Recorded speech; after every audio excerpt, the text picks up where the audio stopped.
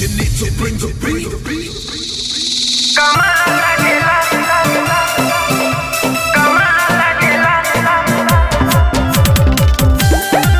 Surya recording studio Robertsganj Sonbhadra.